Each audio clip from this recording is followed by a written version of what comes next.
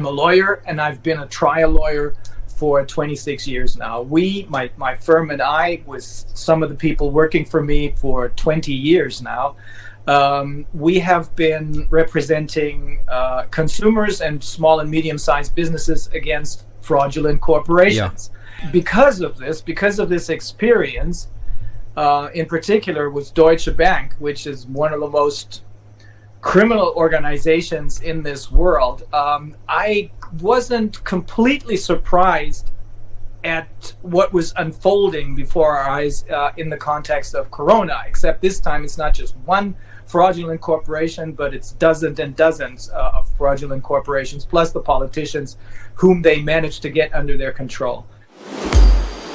There cannot be any doubt whatsoever, at least not for me, after having interviewed so many experts from all different fields of science, doctors, virologists, epidemiologists, economists, lawyers, psychologists, psychiatrists. There cannot be any doubt whatsoever that what has been happening here for a year now, these are the worst crimes against humanity ever committed. This is worse than what happened in World War II and, of course, in World War I.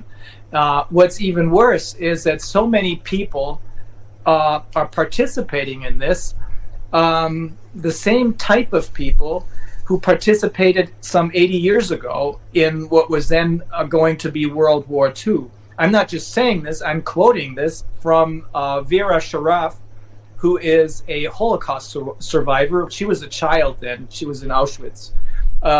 And she said, "This is so incredible. I would never have believed that I'm once again going to have to fight the very same people whom I fought 80 years ago." I know there's some people out there who may not quite work with actual evidence. Well, it's different with us because we have been speaking to all these scientists and other people, over 100 in the meantime, and this is all replicable. And what's going to happen is it will be replicated because those very same people who testified before our Corona investigative committee can just as well testify before the courts of law, and they will.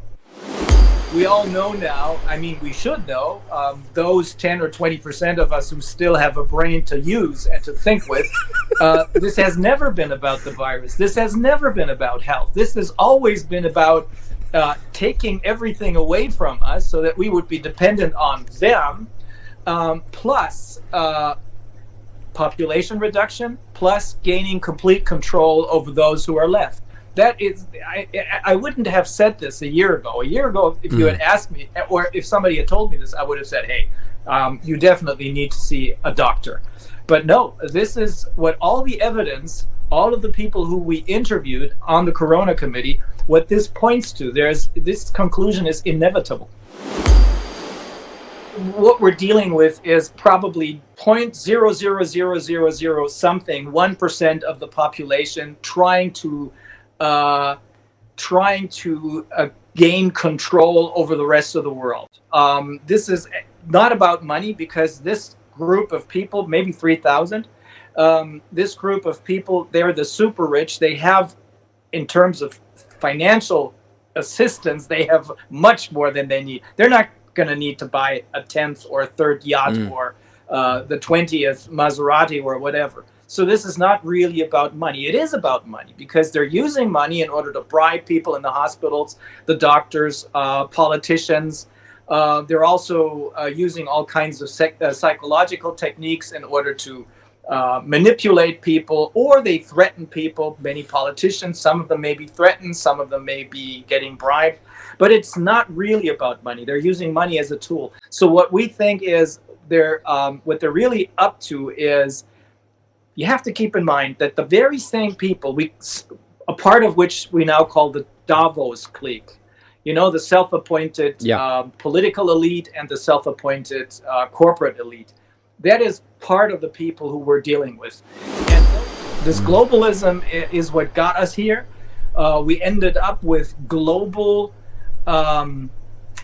what do you call them? What do you call the WHO, the World Economic Forum? These are private global organizations which have taken control over the entire world. Private organizations run by the super rich. I think this is, once people understand this, it's not going to be too hard to turn the tables. And those are the ones who are responsible for the financial crisis some 10 or 12 years ago. Had we been a little more careful, had we looked a little closer, we would have known that for 30 years, this group of people has been stealing the taxpayers' money all over the world. We should have been a lot more careful. The first financial crisis would have been the perfect chance for us to catch on to what's going on. They managed to tell us that they have everything under control. They didn't. But they started to print money in order to keep us quiet. We should have known that you cannot print money in order to restore what they have stolen. It doesn't make any sense. Well, this time around, in late 2019, I believe, when things were again coming to a head and things were again about to implode, they came up with Corona as a diversionary tactic. And we have to keep in mind, however, we're not dealing with a monolithic wall on the other side. There's lots of infighting. There's contradicting interests, and that's another one of our chances that we have. And we're about to reach the tipping point, I think, because there's so many mistakes that they're making. Because I don't think that all these adverse reactions to the vaccines are part of the plan. And that's because they're trying to rush this thing through. And I think what happened is we have a whistleblower, and she told us that the original plan was to roll this out in 2050. But then those who are involved in this got greedy and pulled things forward to 2030 and then to 2020. And that's why we think that's why so many mistakes are happening. Because as I said, they did not really, I don't think, and we don't think, they did not really intend these adverse reactions to happen and to warn even those people who are still sort of in line with the government. And as we all know now, this is not a vaccination. It's called a vaccine, but it isn't. The only reason why the European Union calls it a vaccine is because it's something that's being injected. It's another one of those sleight of hand tricks, just like they changed, the WHO changed the definition of a pandemic exactly for this purpose, in order to create a pandemic during the swine flu. And here they changed the definition of what a vaccine is by saying, of course, it's a genetic experiment, but since we're injecting it into people, it's not a genetic experiment anymore. It's a vaccine. It's extremely dangerous. I just got a press release from Professor Bhakti, who's one of the main players in this. He's a specialist. He and a bunch of other doctors just published a press release today, and it deals with the side effects of these so-called vaccinations. Clotting and bleeding after vaccination is the rule, and there are many people, not just a few, many people who die. They suffer strokes and aneurysms, etc., etc. So, but he's detailing this, even though this is just, I'm going to mail it to you. This is just a short press release. But it tells you that there's a huge fight going on, in particular here in Europe, also in the United States, about whether or not they can make this mandatory. At this point, they can't. When we talk about a class action lawsuit, it's not just one. Thus far, one has been filed in Canada. Another one is on its way to be filed, and we're planning to file a couple of more. We means the colleagues, my Anglo-American colleagues, because I'm just one of the people who is trying to put together the evidence by filing many other lawsuits, many other individual lawsuits, for example, in Germany, in order to get the courts to say, Drosten is lying to you. He kept telling the world that his PCR test is great because it does an incredible trick. It makes things visible that are not visible to the human eye by amplifying it. What we call the retraction paper, its authors include 22 internationally highly renowned scientists. And as it turns out, what they're writing about the Drosten-Corman or Corman-Drosten paper, the PCR test protocol, is so devastating. What they're saying is two things. It is completely unscientific, and the second thing is it looks as though it was done in such a sloppy way on purpose, for the sole purpose of producing as many false positives as possible all over the world, so that their agenda, which ends with the so-called vaccinations, which of course we all know now it doesn't have anything to do with vaccinations. What we're dealing with is genetic experiments. The lockdowns are all based on the same Drosten test, all of them, because his test was recommended by the WHO as the gold standard for the entire world, and all of the other PCR tests that I think there are about 300 or 500 in the meantime, they all used his test as a blueprint. Of course, all of them know that these tests cannot tell you anything about infections, but they're all making a lot of money, so they don't care. I've spoken with a couple of these PCR test makers. Of course, they're not going to admit it in public, but at least behind closed doors, they admit it as much. Yeah. The second lie that was important for this whole thing to go down is also his invention. He claimed that there are asymptomatic infections, meaning people who show no symptoms whatsoever, which is normally you're healthy, they can be infectious. That was important for him to make everyone in the entire world afraid of everyone, no matter how healthy they looked. It's ridiculous. And it is totally ridiculous. It makes no sense, because what are you going to do if you don't have any symptoms? Are you really going to go see a doctor just because of what this idiot Drosten says? What are you going to do? You're going to go see a doctor. I have something. I don't know what it is, but can you help me? Please tell me what I'm suffering from. The first question the doctor is going to ask you is, what symptoms do you have? Right. None. It doesn't make any sense. The good thing is that in the meantime, we have two decisions. There are going to be more, but we have two decisions by courts of law that say that this Drosten test doesn't even come close to telling you anything about infections. The first decision is about 4, 5, 6 months old, I think. It was a decision by a Portuguese appellate court, which held that these Drosten tests, these PCR tests, can't tell you anything about infections. And the second decision is only 2 days old. We got it 2 days ago, I think, or maybe it was yesterday, from a Vienna court. And it again holds very clearly that these tests cannot tell you anything about infections. Now, the big question is, how many more decisions do we need until the class actions for damages are going to pick up real speed? They are pending, but there are going to be more such cases. And we are very optimistic right now, because we can see all the mistakes that are being made by the other side, that we are close to a tipping point, so that this whole thing, the power structure will be completely different after we reach this tipping point, and then we can, or the colleagues who are working on these class actions for damages, they're going to be able to concentrate on that. And some of them, in particular in the United States, have some pretty good ideas about how there are different legal avenues to go after the pharmaceutical and the tech industry, and maybe the financial industry as well. But in the end, it may very well turn out that we're going to have a special court, because maybe, and there's a lot pointing in that direction, maybe the national courts will not really be able to deal with this, because this is on such a magnitude, it's so big that it is very possible that we're going to eventually need to have something like Nuremberg 2. The reason why Europe is at the center of all this is probably the most important battleground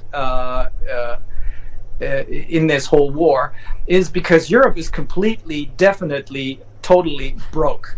The ECB is totally broke because they bought all bonds and papers that are totally, completely worthless. And what's even more important, the pension funds, they're completely broke. Meaning, if people find out about this, that despite their spending so much money on their pensions, there's nothing left, that's all stolen, then we're going to have a real problem. And that's one of the reasons why they're trying to get Europe under control before people understand what's really going on. The most important thing is to just spread the information, spread the truth, spread the facts to as many people as possible. And don't waste your time on those people who are aggressively on the other side, who really want to get vaccinated. I mean, it's tragic, but we will not be able to save everyone. A lot of people will lose not just their livelihoods, but also their lives. Our hand is extended to them. So if they change their minds, they're always welcome to come aboard. But those 10 or 20% of the population that I think we are in the meantime, maybe more people are beginning to ask questions, still wearing their masks, not because they don't want to get into trouble, but those 10 or 20% of the population, we're the ones who will turn the tables. And that's why we have to focus on how can we do this best. And that's why we have to connect with each other. Also, this is surprising for me, but I think it makes sense. Also, on a spiritual level, if we lose, that'll be the end of humanity, we believe. I mean, if we lose, it means we as human lose to digitalism and to completely stark, raving, mad people. That's why we won't lose. We cannot lose because we must win. Yeah, that's what they want us to believe. That's why they invested so much money and so much effort into the mainstream media. But as far as I can tell, if I look at Germany, it's the reality is completely different from what they're trying to make us believe. Whenever I, for example, need a cab in order to go someplace in Berlin or here in Göttingen, or any other place. And I think I've spoken to at least 100 cab drivers. Almost all of them immediately tell me that, of course they know this is stupid, the mask is not doing anything. And they're not just doing this intuitively. Many of them are actually well informed because they're not watching public television. They're getting their information from the independent alternative media. The old media are pretty much dead. There's only 0.000 something 1% of the population trying to gain control over all of us. We are, if it is 10%, we're the best ones. I don't want to sound arrogant in any way, but I think this is true. And the rest of the people, those who are falling in line, those who even want to get vaccinated, as I said earlier, it's tragic, but there's nothing much we can do about them. They do not really play a role. It's tragic, but we cannot save everyone. They don't play a role for the other side at all. You know, the only role they play for them is that of cannon fodder or guinea pigs. The most important thing, as I said, is to get as much information as possible, to spread it as far as possible, and I think that's only possible if as many people as possible connect worldwide, because that gives a certain strength which goes far beyond that of the ability to exchange information. I think this is, even though it may sound stupid, this is strength on a very spiritual level. Since I'm not a religious person, but I have come to believe that there is more. There are different levels of awareness beyond the rational stuff. I see a much better world at the end of this tunnel. There is a light at the end of this tunnel, and that's a much better world, because most of the things that we have come used to, our way of life, is very destructive, both on a personal level and on a global level. there's too much injustice, and there's too many people trying to take advantage of other people. That will change. That's the light at the end of the tunnel I can see. It probably also has to do with my legal hero. He's a former Supreme Court Justice of the United States Supreme Court. His name is Louis Brandeis.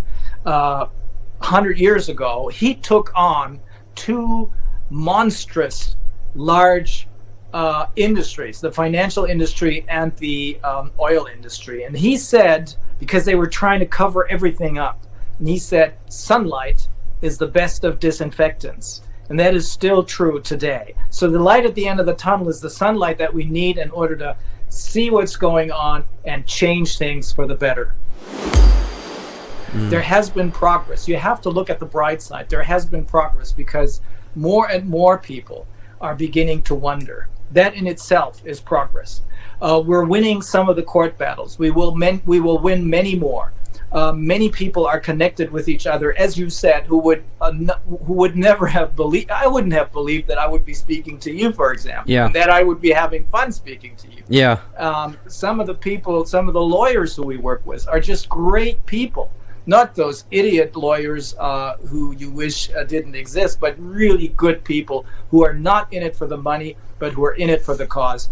And so many other people from all walks of life, and it tells me that I've wasted my time when, for example, I went to dinner parties, small talking all the time. Right. That was a waste of time. I'm never, ever going to do that again. And maybe one day history will look back on us fondly. I think so. Absolutely.